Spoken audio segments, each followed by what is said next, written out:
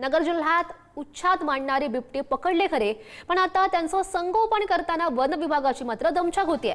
नगरमध्ये नरभक्षक झालेले आणि दहशत माजवणारे हे बिबटे सध्या राहुरीच्या डिग्रस इथल्या या नर्सरीमध्ये मुक्कामाला आहेत।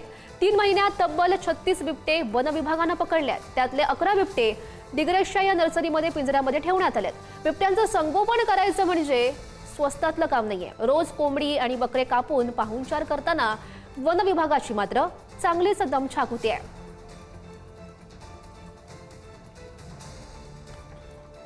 आपण राहुरी तालुक्यातील डिग्रस येथील नर्सरीत आहोत।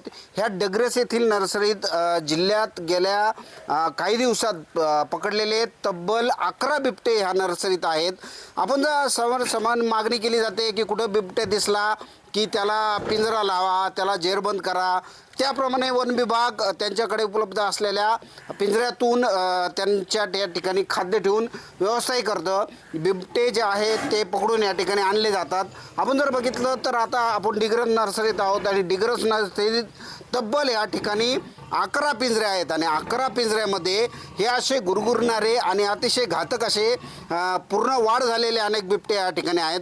ह्या बिबट्यांचं आता या ठिकाणी ठेवण्यात आलेले आहे। या बिबट्यांना नंतर नैसर्गिक आदिवासात सोडायचं का, या बिबट्यांचं करायचं काय हा प्रश्न येतोय। मात्र सर्वसामान्य माणसाला याची कल्पना नसते की हे बिबटे कुठं ठेवले जातात, यांचं पुढं काय केलं जातं।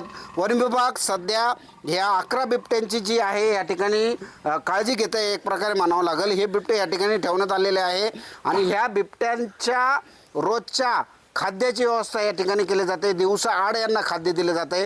गेल्या 3 महिन्यात जर बघितलं तर 36 बिबटे जे आहेत ते वन विभागाने या ठिकाणी पकडल्याचे दिसून येते।